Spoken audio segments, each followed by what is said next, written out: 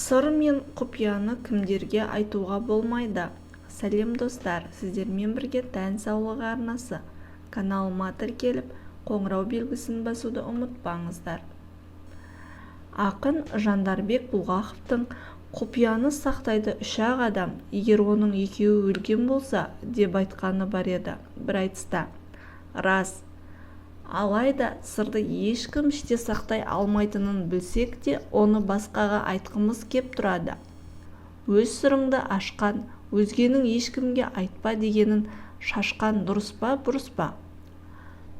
Алдымен сыр деген не?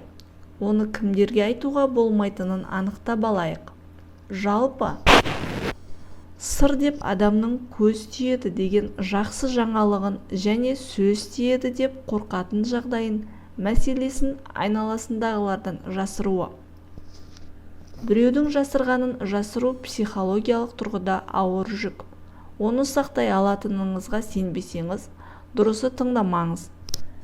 Сонда реніштен, ренжітуден аулақ боласыз. Негізі адамдардың 90% сыр сақтай алмайды. Өйткені адамның табиғатына ақпаратты, білгенін, білімін бөлісу тән. Сондықтан да адам білгенін ғана емес, естігенін де өзгеге айтады. Бұл көп адамда автоматты түрде жүзеге асады. Жалпы көбіне адам өзінің де өзгенің де құпиясын байқамай айтып қояды екен. Өкінеді, келесіде аузына абай болуға тырысады. Ал мынандай адамдар қаншама рет басына таяқ тисе де, біреудің сырын ішіне сыйдыра алмайды. Аузында сөз тұрмайтын адамдар болады. Ашық ауыз деп атайды бұндайларда. Олар өз мәселелерін, үйіндегі отбасы мүшелерінің кемшіліктерін, бауырларының өміріндегі қиындықтарын, ата-анасының ауруын, бәрін жасырмай таныс білістеріне айта береді. Тіпті тақырып ауанына қарай енесінің басында неше кредиті бар екенін, ағасы мен жеңгесінің ұрсып қалғанын, қазір бөлек тұрып жатқанын да айтады. Жақын адамдарының үйіндегі мәселелерін жайып салатын адам ешкімнің сырын сақтай алмайды. Бұл оның мінезі. Көп сөйлейтін адамның аузында сөз тұрмайды. Демек, аз сөйлейтін адам сыр сақтай алады десеңіз қателесесіз. Психологтардың зерттеуінше, өзгемен тез тіл табысып кете алмайтын, көп ортасында үндемей отыратындар керісінше әлдекімнің сырын ашуға, құпияны айтуға бейім келеді екен. Өйткені оның айтарға басқа әңгімесі жоқ.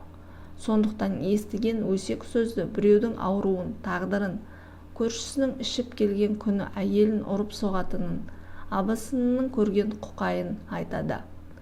Бірақ олар өзгенің құпиясын сақтай алмағанымен, өзінікін көрге алып кетуге даяр. Досы, танысы көп адамда сыр сақтауға да әлсіз. Әр ұжымда бір белсенді, достық қарым-қатынас орнатуда бір жұлдыз болады. Ол күнде барлық әріптесімен әңгіме дүкен құрып, сәлем сауқат сұрасып үлгереді.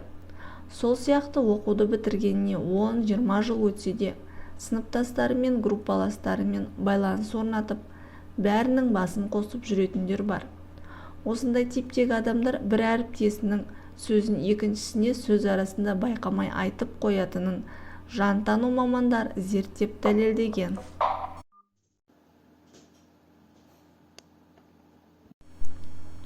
Әр ортада, отбасында, әулетте ешкім елей бермейтін адам болатыны да белгілі. Көбіне оның отбасылық статусына немесе білім тұрмыс дәрежесіне қарай басқалары менсінбейді.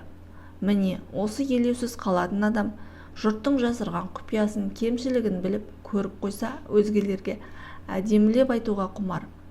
Өзгелердің назарын, көңілін аудару үшін ол осындай қадамға барады екен.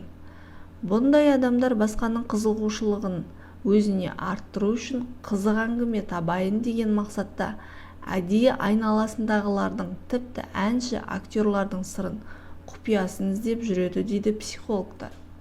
Дос, құрбы, туысқан арасында отбасылық немесе жеке өмір туралы бүге-шүгесіне дейін білгісі кеп сұрақ қоятындар табылады.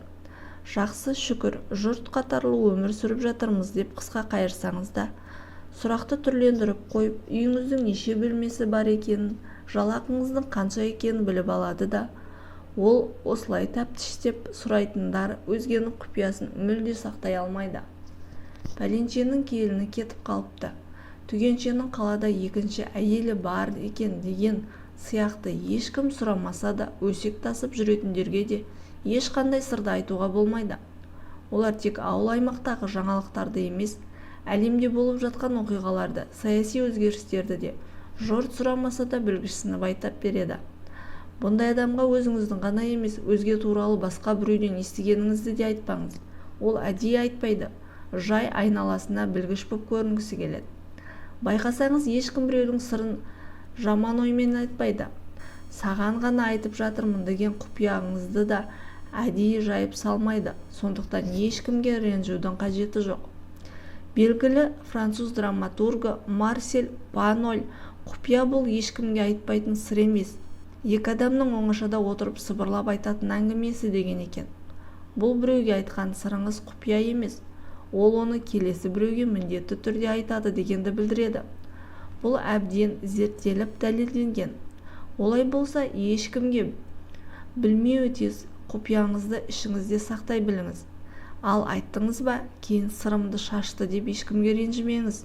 Өйткені сіздің ішіңізге сыймаған сөз басқаның да ішіне сыймайды. Міне психологтардың зерттеуі осындай. Осы орайда біреудің сырын айту дұрыс па деген сұраққа келсек, әрине бұрыс. Бұл басыңызды дау-дамайға, пәлеге қалдырады. Өзгенің құпиясын іште сақтау да дұрыс емес. Бұл жан тыныштығына, еркіңізге, жүйкеңізге кері әсер етеді. Сондықтан біреу сізге ешкімге айтпа деп әңгімесін бастағанда сыр сақтай алмаймын деп ескертіңіз. Немесе айтпа, мен сандық емеспін ғой, біреудің құпиясын ішіме тығып қоятын деп тыңдамауға тырысыңыз. Өйткені өзгенің сырын, құпиясын білгеннен ешқандай пайда жоқ.